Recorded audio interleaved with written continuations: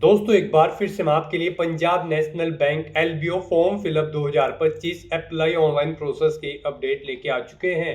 किस तरह से आप Punjab national bank PNB local bank officer के 750 खाली पदों के लिए अपने फॉर्म अप्लाई कर सकते हो। स्टेप बाय स्टेप कंप्लीट जानकारी आपको इस वीडियो में दी जाएगी। लास्ट डेट की अपडेट है, केवल आपके पास 2 दिन शेष रह गए हैं। आप जल्द से जल्द अपना फॉर्म अप्लाई कर ले, कहीं मौका हाथ से छूट न जाए। अंतिम समय में फॉर्म भरते समय आपको कोई भी ऐसी गलती या फिर मिस्टेक नहीं करनी होगी जिसको करने से आपका फॉर्म रिजेक्ट हो सकता है। आखिरी समय में फॉर्म अप्लाई करते समय अगर आपके सामने कोई भी टेक्निकल प्रॉब्लम आ रही है तो उसका हल भी आपको इस वीडियो में मिल जाएगा। आवेदन करते समय आप अपनी बेसिक इन्फॉर्मेशन किस प्रकार से फिल करोगे, कैसे फोटो और सिग्नेचर आपको अपलोड करने होंगे, कितने केबी में आप अपलोड करोगे, डिटेल आपको कैसे फिल करनी होगी, कैसे प्रीव्यू चेकआउट करोगे, डॉक्यूमेंट्स आपको कैसे कितने केबी में अपलोड करने होंगे और फीस पेमेंट करते हुए रजिस्ट्रेशन से लेकर प्रिंट तक आपको किस प्रकार से अपना फॉर्म अप्लाई कर लेना होगा। पूरी जानकारी के लिए आपको ये वीडियो शुरू से लेकर एंड तक बिना स्किप किए हुए देखनी होगी। इस वीडियो को पूरा देखने पर ही आपके सभी सवाल और डाउट क्लियर होंगे। तो चलिए दोस्तों, बिना कोई वक्त गंवाए शुरू करते हैं PNB LBO recruitment form fill up की पूरी जानकारी। फॉर्म भरने से पहले आपको सबसे पहले हमारी वेबसाइट आईएनडी सरकारी नौकरी के इस पेज पर विजिट करना होगा, जिसका लिंक आपको नीचे description plus first comment box में मिल जाएगा। और हमारे इस पेज पर विजिट करके आप यहां से पीएनबी एलबीओ का फॉर्म अप्लाई कर सकते हो। पंजाब नेशनल बैंक पीएनबी की ओर से लोकल बैंक ऑफिसर एलबीओ की पोस्ट निकाली गई है। 750 वैकेंसीज निकली हुई है। लास्ट डेट की अपडेट है, केवल 2 दिन शेष रह गए हैं। 23 नवंबर 2025 तक आप अपना फॉर्म अप्लाई कर सकते हो। 48,480 से 85,920 सैलरी है प्रति माह के लिए। क्वालिफिकेशन की अगर बात की जाए तो ग्रेजुएशन बैचलर डिग्री से आप अप्लाई कर सकते हो। 20 से 30 वर्ष आपकी आयु सीमा है।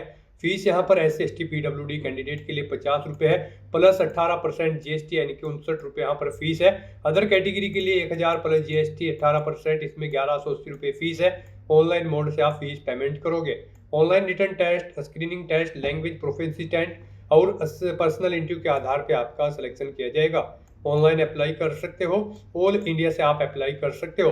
pnb.bank.in ये इसकी ऑफिशियल वेबसाइट है जिससे आप अप्लाई ऑनलाइन कर सकते हो। इंपोर्टेंट लिंक सेक्शन के अंतर्गत ऑफिशियल नोटिफिकेशन पीडीएफ लिंक पर क्लिक करके आप इसकी यहाँ से पीडीएफ डाउनलोड कर सकते हो। ये इसका ऑफिशियल पोर्टल है, रिक्रूटमेंट पेज का यहाँ पर ये सेक्शन है। यहाँ पर आने के बाद आप डिटेल एडवर्टाइजमेंट इंग्लिश इस लिंक पर क्लिक करके इसकी पीडीएफ डाउनलोड कर सकते हो। इसके अंतर्गत आपको कंप्लीट डिटेल देखने को मिल जाएगी, जैसे कि पोस्ट वाइज वैकेंसी, सैलरी और स्टेट वाइज यहाँ पर और कैटेगरी वाइज वैकेंसीज की कंप्लीट डिटेल आपको दे दी गई है। उसके बाद में एलिजिबिलिटी क्राइटेरिया की डिटेल आप यहाँ से चेकआउट कर ले, नेशनलिटी या सिटीजनशिप, क्वालिफिकेशन, एज लिमिट की डिटेल आपको यहाँ पर दे दी गई है। किस कैटेगरी को कितनी आयु सीमा में छूट दी जा रही है वो भी आप यहाँ से चेकआउट कर सकते हो। SC/ST को 5 साल की छूट है, OBC के लिए 3 साल, PWD के लिए 10 साल, सभी कैटेगरी के लिए एज रिलैक्सेशन आप चेकआउट कर ले। उसके बाद में यहाँ पर सिलेक्शन क्राइटेरिया की आपको इन्फॉर्मेशन इसमें मिल जाएगी, जैसे कि आपका एग्जामिनेशन पैटर्न क्या रहेगा ऑनलाइन रिटर्न टेस्ट के लिए, पूरा पैटर्न आप इस टेबल से चेकआउट कर ले। और सिलेबस भी आपको यहाँ पर डिटेल में सब्जेक्ट वाइज प्रोवाइड करा दिया गया है। साथ ही साथ एग्जामिनेशन सेंटर ऑनलाइन एग्जाम होगा जो उसके लिए स्टेट वाइज आपको ऑनलाइन एग्जामिनेशन की लिस्ट यहाँ पर पूरी दे दी गई है। फॉर्म अप्लाई करते समय आपको किन किन डॉक्यूमेंट्स को किस प्रकार से अपलोड करना होगा, फीस पेमेंट की जानकारी, अप्लाई करते समय रजिस्ट्रेशन आप कैसे करोगे, कैसे अपना लाइव फोटो कैप्चर करना होगा, डॉक्यूमेंट सिग्नेचर कैसे और कितने केबी में आपको अपलोड करने होंगे, कैसे left hand thumb impression, hand written declaration आप ये डॉक्यूमेंट्स अपलोड करोगे, पूरी प्रक्रिया आपको इस पीडीएफ में मिल जाएगी। तो आवेदन करने से पहले आपको नोटिफिकेशन की पीडीएफ पूरा पढ़ना अनिवार्य है। इसको पूरा पढ़ने से ही आपके सभी सवाल और डाउट क्लियर होंगे। पीडीएफ रीड आउट करने के बाद में आपको अप्लाई ऑनलाइन के इस लिंक पर क्लिक करना होगा, तो आपके सामने ऑनलाइन आवेदन करने का ये ऑफिशियल पोर्टल ओपन हो जाएगा। गाइज यहाँ पर अगर आपने पहले से रजिस्ट्रेशन कर रखा है तो आपको यहाँ पर login for already registered candidate की टैब पर क्लिक करना है। उसके बाद आपके सामने कुछ इस तरह से इंटरफेस ओपन होगा। अब यहाँ पर आपको अपना रजिस्ट्रेशन नंबर एंटर करना है, अपना पासवर्ड आपको एंटर करना है, ये कैप्चा कोड आपको यहाँ पर एंटर करना है और उसके बाद सबमिट की इस ऑप्शन पर क्लिक करते हुए आपको अपने डैशबोर्ड में लॉगिन करके अपना फॉर्म अप्लाई कर लेना है। और अगर आप इस भर्ती के लिए फर्स्ट टाइम अप्लाई करने जा रहे हो तो सबसे पहले यहाँ पर आपको अपना रजिस्ट्रेशन करना होगा। उसके लिए आपको click here for new registration की ये टैब दी गई है, आप इस पर क्लिक करें, आपके सामने रजिस्ट्रेशन का फॉर्म ओपन होगा। अब यहाँ पर आपको अपनी बेसिक इन्फॉर्मेशन प्रोवाइड कराते हुए अपना रजिस्ट्रेशन करना है।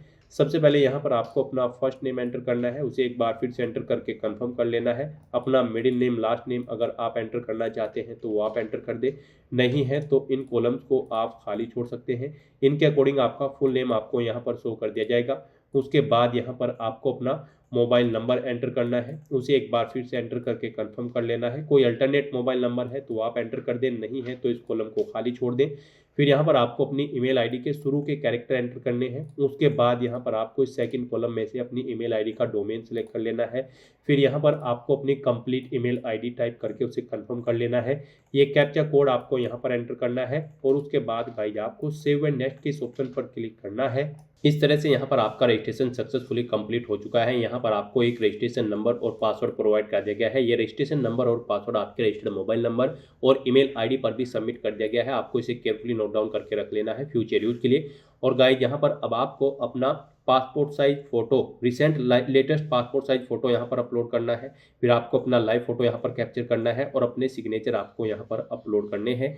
इन्हें अपलोड करने के लिए आपको यहाँ पर गाइडलाइन दी गई है। आप guideline for scanning the photograph and signature के इस लिंक पर क्लिक करेंगे। उसके बाद आपके सामने ये PDF ओपन होगी।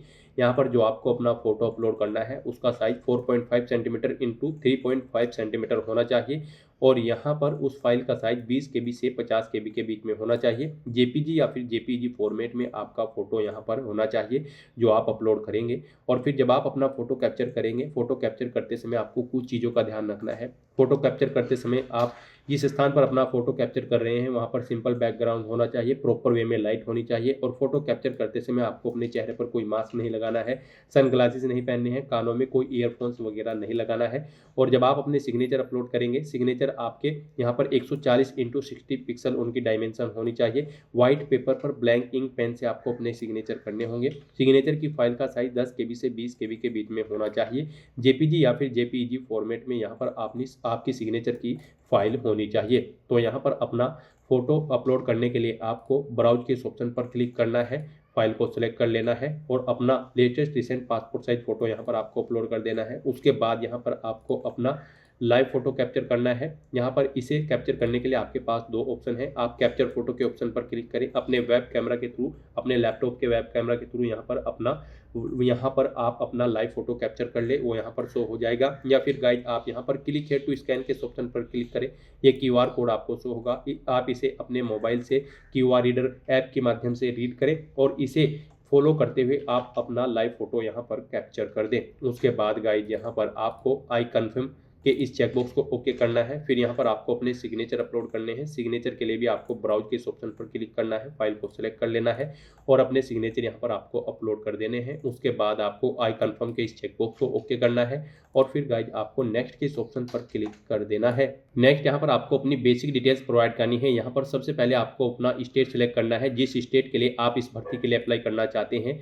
फिर यहाँ पर आपसे पूछा गया है इस स्टेट की जो लोकल लैंग्वेज है क्या वो आपके पास 10वीं या फिर 12वीं क्लास में एक सब्जेक्ट के तौर पर थी, तो यहाँ पर आप वो इस स्टेट की लोकल लैंग्वेज सेलेक्ट करें। फिर आपसे पूछा गया है कि क्या आपको ये लैंग्वेज में रीडिंग, राइटिंग और स्पीकिंग में प्रोफिशिएंसी है, अगर है तो आप यस करेंगे, नहीं तो नो ऑप्शन सेलेक्ट करेंगे। फिर यहाँ पर आपसे पूछा गया है यहाँ पर आप जिस स्टेट के लिए अप्लाई कर रहे हैं उसकी लोकल लैंग्वेज के लिए आपके पास यहाँ पर 10वीं या फिर 12वीं स्टैंडर्ड की मार्कशीट है या फिर कोई सर्टिफिकेट है, तो यहाँ पर आपको येस या नो अपने अकॉर्डिंग ऑप्शन सेलेक्ट करना है। फिर आपको अपनी कैटेगरी यहाँ पर सेलेक्ट करनी है। उसके बाद यहाँ पर आपसे पूछा गया है कि क्या आप person with benchmark disability candidate हैं और आपकी डिसेबिलिटी 40% से अबव है, अगर है तो आप येस करेंगे। डिसेबिलिटी का टाइप सेलेक्ट करेंगे और फिर यहाँ पर आप सब टाइप ऑफ डिसेबिलिटी सेलेक्ट करेंगे। उसके बाद यहाँ पर आपको अपनी डिसेबिलिटी की डिटेल देनी है और अगर आप person with benchmark disability candidate नहीं है तो आप सिंपली नो ऑप्शन सेलेक्ट कर लेंगे। फिर आपको आगे की डिटेल्स प्रोवाइड नहीं करानी होगी।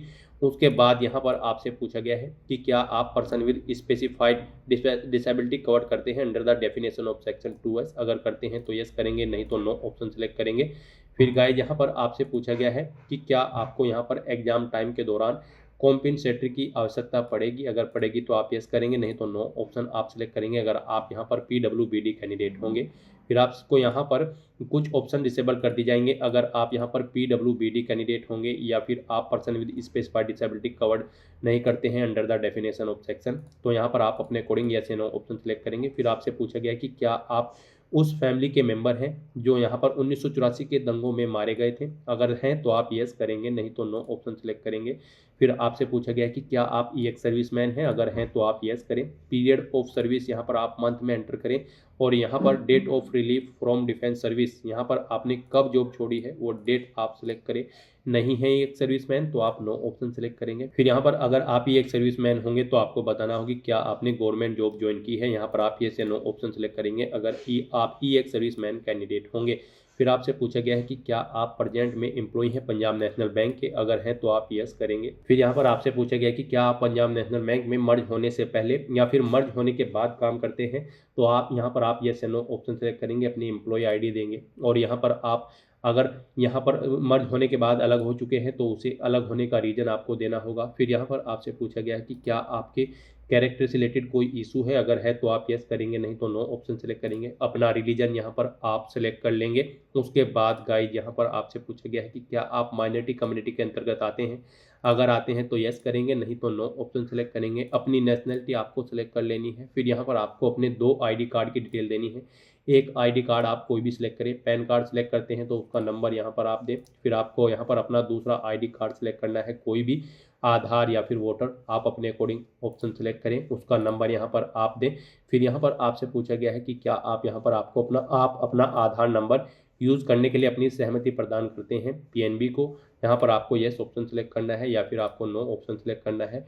फिर यहाँ पर आपको अपना आधार नंबर एंटर करना है। फिर आपको यहाँ पर अपना एग्जामिनेशन सेंटर सेलेक्ट करना है। पहले आप स्टेट सेलेक्ट करें, उसके बाद यहाँ पर आप एग्जामिनेशन सेंटर सेलेक्ट करें। फिर आपको अपनी डेट ऑफ बर्थ यहाँ पर सेलेक्ट करनी है। उसके बाद आपको अपना जेंडर सेलेक्ट करना है। फिर आपसे पूछा गया है कि क्या आपकी जुड़वा भाई बहन हैं? अगर हैं तो आप येस करेंगे, उनका जेंडर सेलेक्ट करेंगे और यहाँ पर उनका नाम देंगे। नहीं है तो आप नो ऑप्शन सेलेक्ट कर लेंगे।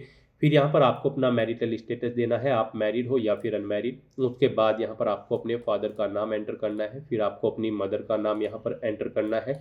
और फिर यहाँ पर अगर आप मैरिड हो तो आप अपने हस्बैंड या वाइफ का नाम देंगे। उसके बाद यहाँ पर आपको अपना कोरोस्पोंडेंस एड्रेस एंटर कर देना है। यहाँ पर आप अपना कोरोस्पोंडेंस एड्रेस एंटर करें। फिर आप अपना परमानेंट एड्रेस यहाँ पर एंटर करें, और अगर आपका परमानेंट एड्रेस आपके कोरोस्पोंडेंस एड्रेस के अकॉर्डिंग सेम है, आप इस चेकबॉक्स को ओके कर दें, ऑटोमेटिकली आपका परमानेंट एड्रेस आपके कोरोस्पोंडेंस एड्रेस के अकॉर्डिंग फिल हो जाएगा। उसके बाद यहाँ पर आपको जीएसटी इनवॉइसिंग एड्रेस सेलेक्ट कर लेना है, यानी कि आप जिस एड्रेस पर इस भर्ती प्रोसेस के दौरान कम्युनिकेट करना चाहते हैं वो एड्रेस आप सिलेक्ट करें। आपको आपकी कैटेगरी के अकॉर्डिंग एप्लीकेशन फीस का अमाउंट यहाँ पर शो कर दिया जाएगा। इस तरह से अपनी सभी डिटेल्स प्रोवाइड करने के बाद गाइज फिर आपको यहाँ पर वैलिडेट योर डिटेल के इस ऑप्शन पर क्लिक करके अपनी सभी डिटेल्स वैलिडेट कर लेनी है, और उसके बाद सेव एंड नेक्स्ट के इस ऑप्शन पर क्लिक करना है। नेक्स्ट यहाँ पर आपको अपनी क्वालिफिकेशन, एक्सपीरियंस और लैंग्वेज की डिटेल देनी है यहाँ पर इस भर्ती में पार्टिसिपेट करने के लिए। जी हाँ दोस्तों, Punjab national bank local bank officer की स्पोर्ट पर अप्लाई करने के लिए आपके पास ग्रेजुएट डिग्री होनी जरूरी है किसी वेल रिकॉग्नाइज्ड यूनिवर्सिटी से। तो यहाँ पर अब आपको अपनी ग्रेजुएशन की डिटेल देनी है। यहाँ पर आप बताएं आपने अपनी ग्रेजुएशन किस स्ट्रीम में पास आउट की है, आर्ट, साइंस, कॉमर्स, एग्रीकल्चर। आप अपने अकॉर्डिंग ऑप्शन सेलेक्ट करें। उसके बाद पासिंग डेट यहाँ पर आपको सिलेक्ट करनी है, कितने % मार्क्स आपने ऑब्टेन किए हैं वो यहाँ पर आपको एंटर करना है। आपकी कौन सी क्लास आई है, फर्स्ट, सेकंड या फिर पास आउट है, आप अपने अकॉर्डिंग ऑप्शन सेलेक्ट करेंगे। उसके बाद अगर आपने पोस्ट ग्रेजुएशन या फिर कोई अन्य क्वालिफिकेशन कर रखी है तो उसकी डिटेल भी आप सेम यहाँ पर ऐसे ही प्रोवाइड कर सकते हैं। फिर आपसे पूछा गया है कि क्या आपको मिनिमम 1 साल का यहाँ पर वर्किंग एक्सपीरियंस है एज ए क्लैरिकल ऑफिसर या फिर कैडरे पर, यहाँ पर किसी भी शेड्यूल कमर्शियल बैंक में। अगर है तो आप यस करेंगे, नहीं है तो आप नो ऑप्शन सेलेक्ट करेंगे, और फिर आप एलिजिबल नहीं होंगे इस भर्ती पर अप्लाई करने के लिए। उसके बाद यहाँ पर आपको अपने एक्सपीरियंस की डिटेल प्रोवाइड करनी होगी। यहाँ पर आपसे पूछा गया कि क्या आप प्रेजेंट में वर्किंग है, कार्यरत हैं। अगर हैं तो आप यस करेंगे, नहीं तो नो ऑप्शन सेलेक्ट करेंगे। फिर यहाँ पर आपको ऑर्गेनाइजेशन का टाइप सेलेक्ट करना होगा। आप यहाँ पर किसी शेड्यूल कमर्शियल बैंक में कार्यरत थे या subsidiary of schedule commercial bank में थे, आप अपने अकॉर्डिंग ऑप्शन सेलेक्ट करेंगे। फिर यहाँ पर आपको ऑर्गेनाइजेशन का नाम देना होगा, उसके बाद नेम ऑफ सब्सिडायरी देना होगा। अगर आप इनमें से कोई भी ऑप्शन सेलेक्ट करते हैं उसके अकॉर्डिंग यहाँ पर आपको नाम देना होगा। फिर यहाँ पर आपको बताना है कि क्या आप क्लैरिकल कैडरे में कार्यरत थे, तो उस पर आप ऑफिसर थे या फिर क्लर्क थे, आप अपने अकॉर्डिंग ऑप्शन सेलेक्ट करेंगे। कब से कब तक आपने यहाँ पर सर्विस की है वो डेट आपको सिलेक्ट कर लेनी है। नेचर ऑफ ड्यूटी देनी है, जॉब छोड़ने का कारण देना है अगर आप जॉब छोड़ चुके हैं। फिर यहाँ पर इन डेट्स के अकॉर्डिंग आपके एक्सपीरियंस की टाइम पीरियड कैलकुलेट करके आपको शो कर दिया जाएगा। यहाँ पर आपको मंथ्स में आपका एक्सपीरियंस शो कर दिया जाएगा। इस तरह से यहाँ पर आपको अपने एक्सपीरियंस की डिटेल देनी है और फिर गाइज आपको ऐड मोर के इस ऑप्शन पर क्लिक करना है। अगर आपको एक से ज़्यादा जगह वर्किंग एक्सपीरियंस है तो फिर आपके सामने दोबारा से सेम ऐसी ही रो यहाँ पर शो होगी। फर्स्ट एक्सपीरियंस आपका ऐड हो जाएगा और आप उसमें अपने दूसरे एक्सपीरियंस की डिटेल प्रोवाइड कर सकते हैं। रिमूव करना चाहते हैं तो आप रिमूव के ऑप्शन पर क्लिक करके रिमूव कर सकते हैं। इस तरह से यहाँ पर आपको अपने एक्सपीरियंस की डिटेल देनी है। उसके बाद यहाँ पर आपको अपनी लैंग्वेज की डिटेल देनी है। यहाँ पर आपने जो स्टेट सिलेक्ट किया होगा अप्लाई करते हुए उसकी लोकल लैंग्वेज यहाँ पर आपको रीड, राइट और स्पीक आनी जरूरी है। फिर यहाँ पर इसके बाद आप जो भी लैंग्वेज जानते हैं उसकी डिटेल आप प्रोवाइड कर सकते हैं। उसे आप रीड, राइट या फिर स्पीक जो भी करना जानते हैं उसकी डिटेल यहाँ पर आप प्रोवाइड कर दें। इस तरह से अपनी क्वालिफिकेशन, एक्सपीरियंस और लैंग्वेज की डिटेल प्रोवाइड करने के बाद आपको वैलिडेट योर डिटेल के इस ऑप्शन पर क्लिक करना है। अपनी सभी डिटेल्स को वैलिडेट कर लेना है और फिर गाइड आपको यहाँ पर सेव एंड नेक्स्ट के इस ऑप्शन पर क्लिक करना है। फिर यहाँ पर पीछे आपने अब तक जो डिटेल प्रोवाइड कराई है उसका पूरा प्रीव्यू आपको शो कर दिया गया है। आपको सभी डिटेल्स केयरफुली चेकआउट करनी है। इसे पेज को नीचे स्क्रॉल डाउन करना है, डिक्लेरेशन सेक्शन में आना है, आई एग्री के चेकबॉक्स को ओके करना है और उसके बाद गाइड फिर आपको यहाँ पर कंप्लीट रजिस्ट्रेशन के स्टेप पर क्लिक करना है। नेक्स्ट यहाँ पर आपको अपने डॉक्यूमेंट अपलोड करने हैं। गाइज यहाँ पर आपको अपना लेफ्ट थंब इंप्रेशन अपलोड करना है, hand written declaration document upload करना है। यहाँ पर आपको अपनी एजुकेशनल क्वालिफिकेशन जो रिक्वायर्ड क्वालिफिकेशन है जैसे कि आपकी ग्रेजुएट डिग्री या फिर पोस्ट ग्रेजुएट डिग्री और वर्क एक्सपीरियंस के जो डॉक्यूमेंट है वो यहाँ पर आपको अपलोड करने हैं। आपको अपनी 10वीं 12वीं की मार्कशीट यहाँ पर अपलोड करनी है या सर्टिफिकेट। आपको अपना कास्ट सर्टिफिकेट अपलोड करना होगा अगर आप रिजर्व कैटेगरी से बिलोंग करते हैं। तो इन डॉक्यूमेंट्स को अपलोड करने के लिए भी आपको गाइडलाइन दी गई है। आप गाइडलाइन फॉर डॉक्यूमेंट अपलोड के इस लिंक पर क्लिक करें। आपके सामने यही पीडीएफ ओपन होगी जो स्टार्टिंग में हुई थी। यहाँ पर आपका जो लेफ्ट थंब इंप्रेशन है उसका साइज 3 सेंटीमीटर इंटू 3 सेंटीमीटर होना चाहिए। जेपीजी या फिर जेपीईजी फॉर्मेट में आपका ये डॉक्यूमेंट होना चाहिए।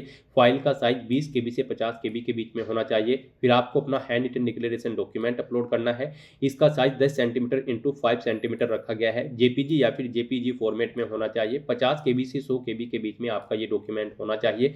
फिर यहाँ पर आपको अपना कास्ट सर्टिफिकेट अपलोड करना है और जो अपने एजुकेशनल सर्टिफिकेट यहाँ पर आपको अपलोड करने हैं और पोस्ट एजुकेशनल क्वालिफिकेशन के जो सर्टिफिकेट आपको अपलोड करने हैं वो गाइस यहाँ पर पीडीएफ फॉर्मेट में होने चाहिए और उनका साइज 500 केबी से कम होना चाहिए, यानी कि 500 केबी से ज़्यादा नहीं होना चाहिए। तो इन फॉर्मेट्स को ध्यान में रखते हुए यहाँ पर आपको अपने डॉक्यूमेंट अपलोड करने हैं।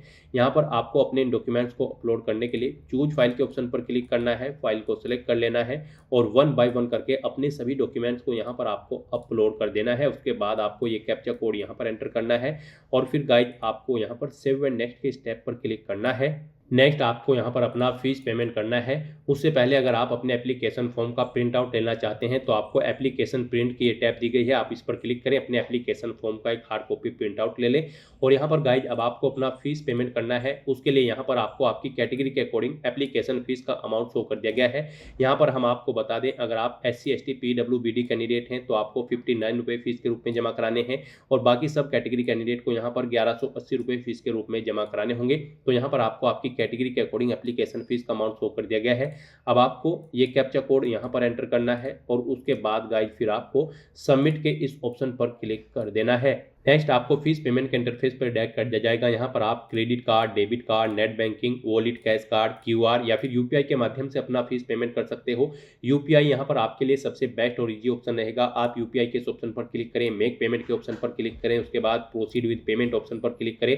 फिर आपके सामने यहाँ पर कुछ इस तरह से इंटरफेस शो होगा। यहाँ पर भी आप 2 तरह से अपना फीस पेमेंट कर सकते हैं। यहाँ पर आप अपनी UPI ID एंटर करें, मेक पेमेंट के ऑप्शन पर क्लिक करके अपना पेमेंट कर दें या फिर आप क्लिक हियर टू स्कैन के इस ऑप्शन पर क्लिक करें। ये QR कोड आपको होगा, आप इसे अपने UPI से स्कैन करें और अपना फीस पेमेंट कर दें। सक्सेसफुली फीस पेमेंट होते ही यहाँ पर आपका फॉर्म सबमिट हो जाएगा। उसके बाद आपको अपने फॉर्म का एक हार्ड कॉपी प्रिंट आउट ले लेना है फ्यूचर यूज के लिए, फ्यूचर रेफरेंस के लिए। तो दोस्तों ऐसे आप Punjab national bank local bank officer की इस भर्ती के लिए अपना फॉर्म अप्लाई कर सकते हो बिना कोई मिस्टेक किए हुए। आज की इस वीडियो में बस इतना ही। आई होप ये वीडियो आपको पसंद आई होगी। अगर पसंद आई हो तो इसे लाइक और शेयर करें, चैनल पर नए हो तो इसे सब्सक्राइब कर लें। Thanks for watching.